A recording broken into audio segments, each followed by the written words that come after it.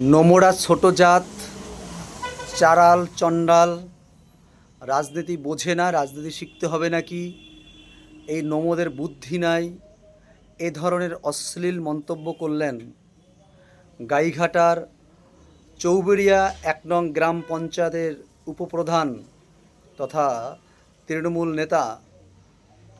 নেতা ওই পঞ্চায়েতের উপপ্রধান তিনি সুনীল সরকার তিনি খুব বাজে বাজে মন্তব্য করেছেন মা মমতাবালা ঠাকুরকে।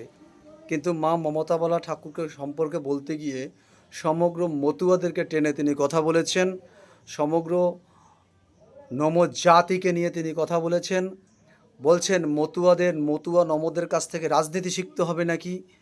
ইঙ্গিতের তীরটাও আমাদের মতুয়া সংঘের সকলদের উপরে নিক্ষেপ করেছেন। এমনকি মা মমতাবালা ঠাকুরকে তিনি নারী বলে তাকে হেয় প্রতিপন্ন করা হয়েছে, তাকে সব রকমভাবে অপদস্থ করা হয়েছে। বলেছেন যে মতুয়াদের কাছ থেকে রাজনীতি শিখতে হবে, ওই চারালদের কাছ থেকে রাজনীতি শিখতে হবে। এই মর্মে একটি কেস দায়ের হয়েছে, গাইঘাটা একটা কেস দায়ের হয়েছে।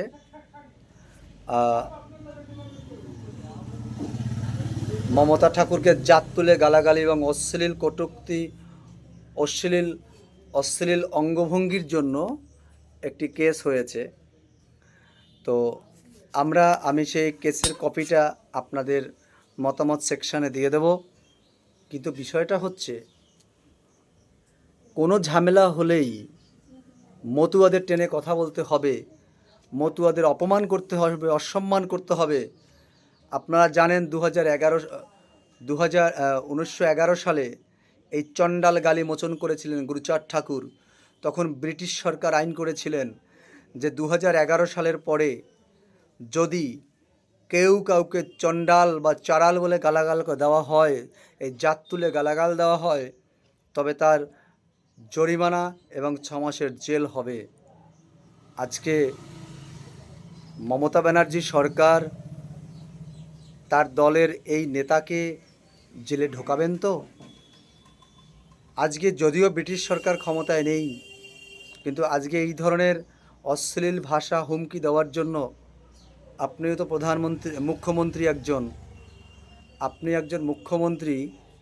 তো আপনার নারী সুরক্ষা, আপনার নারী বাহিনীকে এইভাবে অপমান করবে আপনার দলের মানুষ, আপনার এ নিয়ে প্রতিক্রিয়া চাই। মা মমতাবালা ঠাকুর তার যে মিটিংয়ে সেখানে গিয়েছিলেন, সেটা দলীয় বিষয়, সেখানে আমি যাব না।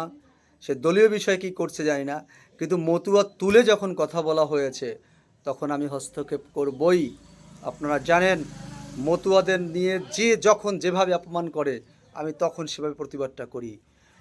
এই গোলাম, এই দালালের বাচ্চা দালাল সুনীল সরকারকে যদি এর যথাযথ শাস্তি না হয়, বিরাট আকারের আন্দোলন হবে, এটা মাথায় রাখবেন। মা মমতাবালাকে এখানে অপমান নয়, অপমান করা হয়েছে সকল মতুয়া সম্প্রদায়কে অপমান করা হয়েছে। ঠাকুরবাড়ি তুলেও সেখানে কথা বলা হয়েছে। এই অপমান কোনোভাবেই আমরা মানব না। ছোট জাত বলে গালাগাল দেওয়া হচ্ছে।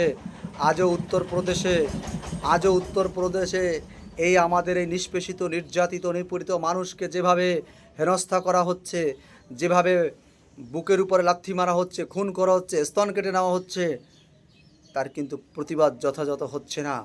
এখন দেখতে পাচ্ছি যে বাংলার উপরেও এটা দিন দিন হচ্ছে। এর যথাযথ প্রতিকার করবার জন্য সকল মানুষের দৃষ্টি আকর্ষণ করছি। কাল গভীর রাতে আমাকে মতুয়া ভক্ত তারা ফোন করে আমাকে বিষয়টা জানায়। আমি এখন কেসের নথি পেলাম, তাই বিষয়টা আমি প্রতিবাদ করলাম। আপনারাও গর্জে উঠুন এই অন্যায়ের প্রতিবাদে। জয় হরিচাঁদ, জয় গুরুচাঁদ।